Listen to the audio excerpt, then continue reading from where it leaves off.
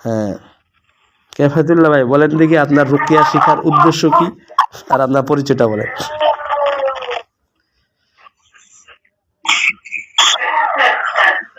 কেফায়েতুল্লাহ ভাই। আসসালামু আলাইকুম। জি ভাই। জি বলেন। আমার নাম হচ্ছে কেফায়েতুল্লাহ। আমি জি আমি কেফায়েতুল্লাহ কুমিল্লা থেকে বলছি, কুমিল্লা আদর্শ সদর। আর আমার পরিচয় তো এতটুকুই। আর চাকরি জীবনে আমি একটা মসজিদের ইমাম এবং একটা মাদ্রাসার খেদমতে আছি। আমার রুকিয়া শিখার ইচ্ছা হচ্ছে, উদ্দেশ্য হচ্ছে আমি খেদমত করতে চাই। আমার আশেপাশে অনেক কবিরাজ দেখি। আমি আমি যে প্রতিষ্ঠানে চাকরি করি সেখানে একজন কবিরাজ, তিনি বিভিন্ন তন্ত্রের মাধ্যমে কবিরাজি করে থাকেন। তো এগুলো আমার দেখতে ভালো লাগে না। আমি আগে থেকে এটার একটু লাগতো, আমার কাছে এগুলো ভালো লাগতো না। তো আমি চাইতাম যে যারা সঠিক পদ্ধতিতে চিকিৎসা করে, শিরক কুফরের দিকে যায় না, তো এই ধরনের চিকিৎসা যদি আমি জানতাম তাহলে তো মানুষকে আমি উপকার করতে পারতাম বা সহযোগিতা করতে পারতাম। অনেক সময় অনেকে আসে সাহায্যের জন্য, তো তাদেরকেও আসলে ওই তান্ত্রিকদেরকে দেখানো ছাড়া ওই ভালো কাউকে দেখি না। তো সে থেকে আর কি আমার ভিতরে উদ্দীপনা সৃষ্টি হয়েছে। আমিও শেখার ইচ্ছা মনের ভিতরে পোষণ করছি। তো যাই হোক, শফিক ভাইয়ের মাধ্যমে ভাইয়ের খোঁজ পাইলাম, পরিচয় পাইলাম। আলহামদুলিল্লাহ, আল্লাহর কাছে অশেষ অশেষ শুকরিয়া।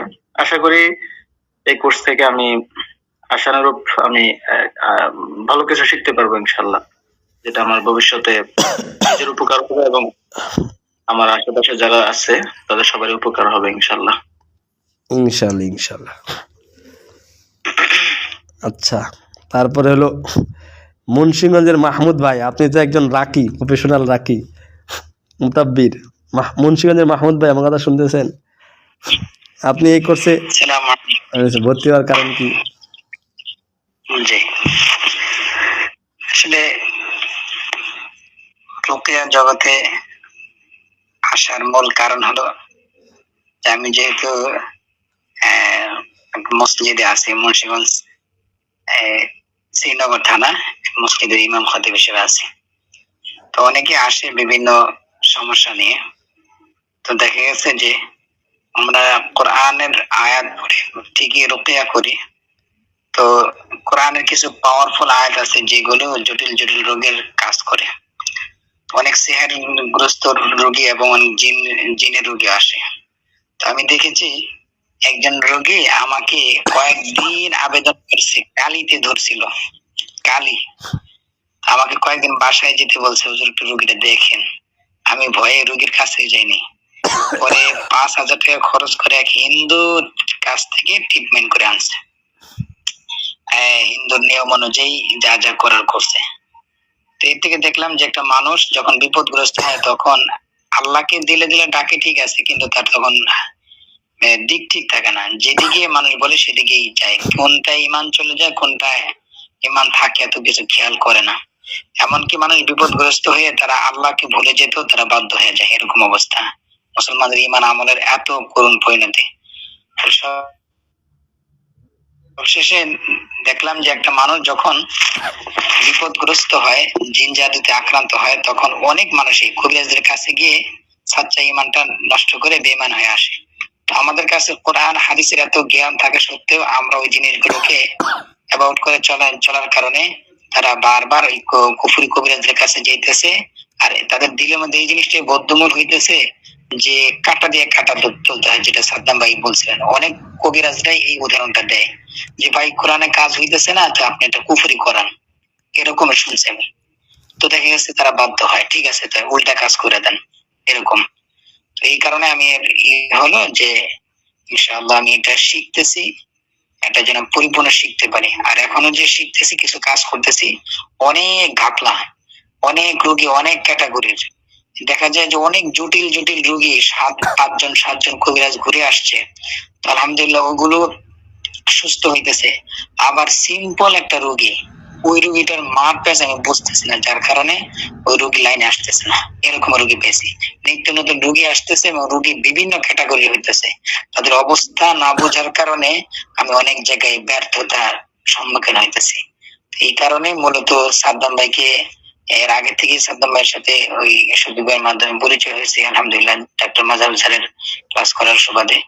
তো ভাইয়ের কাছ থেকে আলহামদুলিল্লাহ অনেক কিছু জানতে পারছি। তো দিলের মধ্যে আগ্রহ জন্মালো, তাহলে যেহেতু আমরা ভাই হিসাবে আছি, তার ভিতর থেকে কিছু নেওয়ার চেষ্টা করি, এবং সাদ্দাম ভাই আলহামদুলিল্লাহ যথেষ্ট পরিমাণ দেওয়ার জন্য তার দিল খোলা। এই কারণে সাদ্দাম ভাইয়ের এই কোর্সে আমরা আগ্রহী হয়ে আসছি। আল্লাহ যেন তৌফিক দেয়, আমরা যেন পুরোপুরি নিতে পারি এবং জাতির সঠিক খেদমতটা করতে পারি। আমিন আমিন, আল্লাহ আমিন। আমার জন্য সবাই দোয়া করবেন, আমি যেন সুন্দরভাবে শিখতে পারি। আসসালামু আলাইকুম ওয়া রাহমাতুল্লাহ। ওয়ালাইকুম আসসালাম। আচ্ছা এ বি, এটা মানে আসসালামু আলাইকুম রহমতুল্লাহ। ওয়ালাইকুম আসসালাম রহমতুল্লাহ। সম্মানিত সাথী ভাইয়েরা, আপনারা আশা করি সবাই ভালো আছেন। তো আমি এখানে এই কোর্সটা করার জন্য আগ্রহ প্রকাশ করেছি, এই জন্য এখানে মাহমুদ ভাইয়ের কিছু কথা আমার সাথে মিলে গেছে। এই মুন্সিগঞ্জের মাহমুদ ভাই যে কিছু কথা বলছে, তো আমিও একটা ইমামতি করি। আমি কুমিল্লা ব্রাহ্মণপাড়া থানা শীতলা ইউনিয়ন দিঘিরপাড় কেন্দ্রীয় জামে মসজিদে আছি। মসজিদের বয়স প্রায় 500 বছর উপরে, মুঘল সম্রাটের আমলের মসজিদ। তো এখানে আছি 19 সাল থেকে এখন পর্যন্ত খেদমতে আছি। তো আমি খেদমত করার পাশাপাশি অনেক মানুষ অনেক সমস্যা দেখছি হয়। তো এরকমই অনেক দেখা যায়, অনেক হুজুরদের কাছে যায় বা অনেক চিকিৎসকদের কাছে যায়, যে আপনার চিকিৎসা পায় না, একুরেট চিকিৎসা পায় না। তো এরকমই হিন্দু চিকিৎসক, তারপরে কিছু মাজারে যায়, এরকম কিছু কবিরাজদের কাছে যায়, যে মানুষে মানে তাদের ইমান মানে আমল অনেক কিছু ধ্বংস হয়। আমরা দেখি আর কি, দেখেও কোনো কিছু বলি না। তা আমরা আমাদের মতো ইমামতি করি, যতটুকু যাকে যতটুকু বলার বলি। তো বিশেষ করে কিছুদিন আগে আমার একটা বোন মারা গেছে। আমি একটু একটু সময় নিতেছি, কেউ ইয়া করেন না, অন্য কিছু নিয়েন না। তো আমার বোনটা মারা যাওয়ার পরে আত্মহত্যা করে মারা গেছে, ফাঁসিতে মারা গেছে। তো মারা যাওয়ার পরে আমরা স্বাভাবিক ভাবছিলাম হয়তো অন্য কোনো কারণে মারা গেছে। তো এও মহিলা মাদ্রাসা শিক্ষিকা, মহিলা মাদ্রাসা পড়াইতো। তো আমার একটা বোন, সেও মহিলা মাদ্রাসা পড়াইতো। তো আপনার ওই বোনটা মারা যাওয়ার পরে আমরা স্বাভাবিকভাবে যা হওয়ার হয়ে গেছে। পরে মেজু বোনটা কিছুদিন পরে সে উল্টাপাল্টা চলাফেরা। তা আমরা তো আমাদের মতো করে চলি। তখন আমার এই ভঞ্জামে বলতেছে, এত উল্টাপাল্টা করতেছে, আর একজন হুজুর দেখান। আমাদের পাশের এলাকাটা এক হুজুরের কাছে নিয়ে গেছিল। নিয়ে যাওয়ার পরে ওর শরীরে যে জিন গুলা ছিল, এই জিন গুলা প্রকাশ পাইছে। হুজুর তেল কি কি যেন দিছিল, প্রকাশ পাইছে। প্রকাশ পায় সেটা বলতেছে যে একজনকে মারছি, আরো মারমু, এরকম অনেক মানে নিজের থেকে অনেক কিছু প্রকাশ করছে। তখন আমি তো মসজিদে, আমি জানি না যে আমার বোনকে যে হুজুরের কাছে নিয়ে গেছে। তখন আম্মু আমার কাছে ফোন দিল, ফোন দেওয়ার পরে এসে কাহিনী বললো আর কি। বলার পরে আমি তেমন আর বিশ্বাস করি নাই। পরে আবার হুজুরের সাথে আমি কথা বলছি। ইমাম সাহেব, উনি একজন ইমাম, প্রায় 50 বছর হইব ওনার বাড়ি, তো চাঁদপুরের দিকে। তো ওনার সাথে কথা বলছি, তো বলছে যে ভাই আপনাদের পরিবার অনেক সমস্যা আছে, অনেক ক্ষতি করে রাখছে মানুষ, মানে উনি যেটা জানতে পারছে বলছে আমাকে। তারপরে আমি কয়েকজনের সাথে যোগাযোগ করছি, মুখ অনেক হুজুরের কাছে গেছি, কিন্তু সঠিক চিকিৎসাটা পাইতেছি না। টাকা দিছি ঠিকই, কিন্তু পাই না।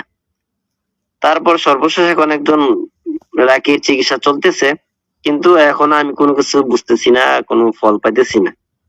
আর ইদানিং মানুষ কিন্তু এই ফল না পাওয়াতেই, ওই যে মাহুদ ভাই যে বলছে যে হিন্দুরা কি, আরে সরি, হিন্দু চিকিৎসক বা কুফরি যারা করে এদের কাছেই চলে যায়। তার এই মুগ্ধ হুজুর মুজুর তার কোনো কাজ হইব না।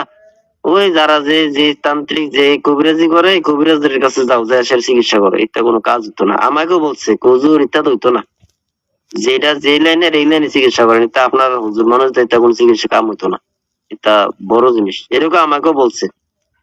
তা আমি তাওয়াক্কাল তাআলা করি কাজ চালায় যাইতেছি এখনো, এই আর কি। আর শফিক ভাইয়ের যে বলছে, আমি শফিক ভাইয়ের সাথেও কথা বলছি, আমি শফিক ভাইয়ের পাশের এলাকায় আছি। তো শফিক ভাই সাদ্দাম ভাইয়ের সাথে আমার এই যোগাযোগ করাছিল। তো সাদ্দাম ভাই হচ্ছে ইয়া করছিল, আমার বোনের একটু চেষ্টা করছিল। তো আমিও আরেকজনের সাথে কথা দিয়ে বলছি, বিদায় আর ইয়া করি নাই। তো এই সুবাদে আমি সাদ্দাম ভাইয়ের কোর্সটা করতেছি, এই আর কি। আর মূলত চিকিৎসাটা করা মূলত মনে করে মানুষের উপকারের জন্যই। কারণ কি, আমি বিপদে পড়ছি, কারণ আমার বোনটাকে জিনেরা মারছে, বুঝছেন? ওই যেটা বলতেছিলাম, ওই বোনটাকে জিনেরে মাইরা এই ইয়া করছে, যেটা বললো আর কি, জিনেরা স্বীকারোক্তি কতটুকু সত্য জানি না, শুনছে জিনেরা অনেক মিথ্যা কথা বলে আর কি। তো যাই হোক, যেটাই হোক, তো মানুষের দুঃখ কষ্ট গুলো দেখলে বা নিজে বিপদে পড়লে তখন আগ্রহ প্রকাশ পাবি আর কি, নিজের মধ্যে আগ্রহ জাগে। তো এই সুবাদে আমি নিয়োগ করছি, যদি ভাই যে উদার মনের ইয়া দেখাইছে সাদ্দাম ভাই, সবাইকে সর্বোচ্চ চেষ্টা করবে যারা ফিসাবিল্লাহ মানুষের উপকারে রাখি হওয়ার জন্য, মানে রাখি হইয়া মানুষকে, মানে টাকা পয়সা ধান্দামি বাদ দিয়া, মানে অনেকে কিন্তু ধান্দামি করার জন্য, টাকা পয়সা ইনকামের জন্য রাখি হতে চায়। তো এই বিষয়টা যদি মাথা না রাখা, যদি আমরা আখেরাতের কল্যাণে, যদি মানুষের সুবিধার্থে আমরা যে রাখি বা সাদ্দাম ভাই যে চিকিৎসা দিতেছে এটা শিখি, সাদ্দাম ভাই অবশ্যই আমাদের সাহায্য করবে। আর ওই আশা নিয়ে আমি সাদ্দাম ভাইয়ের কোর্সে আমি ভর্তি হয়েছি, যাতে চিকিৎসাটা শিখি, যাতে যদি পারি মানুষকে সহযোগিতা করবো, আপনার উপকার করবো। আর যদি দেখি না পারবো না, তাহলে শিখে রাখলাম বিদ্যা, হয়তো মনে করেন ইয়া করলাম না আর কি, এরকম আর কি।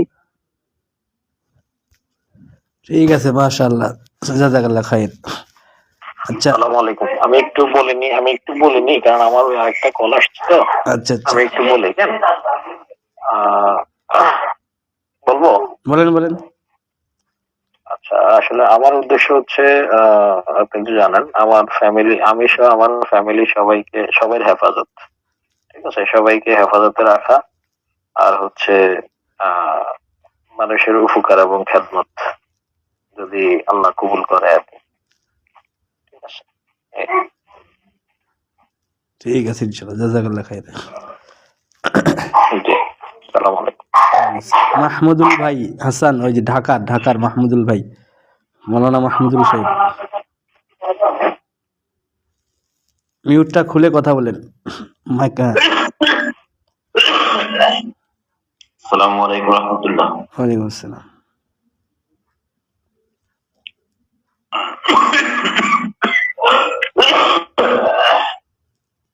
আমার উদ্দেশ্য হলো,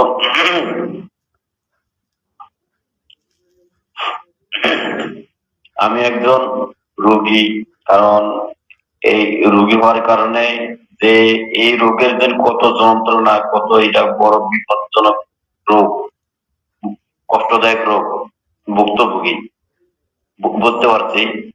আর এই বিপদ থেকে যাতে আমি এবং আমার পরিবার হেফাজত পাইতে পারে, এবং আমি আমার পরিবার এই বিপদ থেকে হেফাজত পাইতে পারে, এবং মানুষ যাতে উপকৃত হইতে পারে, এই জন্য এই রোগী শিকার উদ্দেশ্য।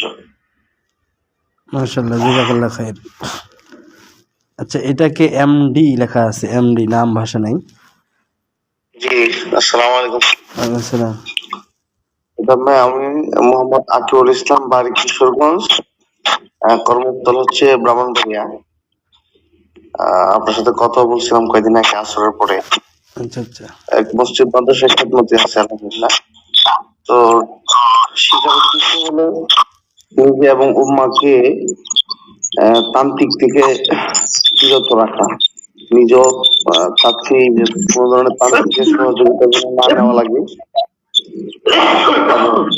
উম্মাকে যতটুকু সর্বোচ্চ চেষ্টা করবো যাতে উম্মা যেন তান্ত্রিকের কাছে জড়ায় না যায়। আমি মসজিদ আছে, তো আমার মসজিদ একটা কেন্দ্রীয় মসজিদ, এখানে অনেকেই বিভিন্ন সমস্যার কারণে আসে, কিন্তু ওই রকম জ্ঞান চিকিৎসা বিদ্যার ব্যাপারে না থাকাতে কোনো কিছু করতে পারে না, দেখা যায় ওনাদেরকে পাঠায় দিতে হয়। সেদিকে একটা আগ্রহ জাগা আর কি, যে না আমি শিখবো, যতটুকু পারি উম্মার জন্য কিছু করার চেষ্টা করবো, আল্লাহ সন্তুষ্টি জন্য। জাযাকাল্লাহ খাইর, মাশাআল্লাহ। ঠিক আছে, ইনশাআল্লাহ আমরা কালকে ক্লাস হবে ইনশাআল্লাহ আপনার জিন